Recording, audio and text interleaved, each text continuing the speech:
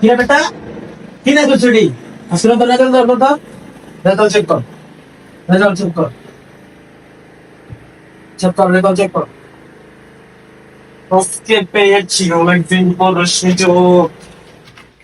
কি করছিস কর? বাবা আমি কাজ করছি বাবা। মনে করিস আমার থেকে আমি কিন্তু হাটের জমি ব্যথা করতে তাড়াতাড়ি তাড়াতাড়ি না দেবা তাড়াতাড়ি বাবা পাস করছি বাবা। সার্ভারের সমস্যা আবার চেক কর, সার্ভারের সমস্যা, সার্ভারের সমস্যা আবার চেক কর। বাবা দেখো পাস করছি, আমি পাস করছি, পাস করছি বাবা, পাস করছে তোমার ছেলে।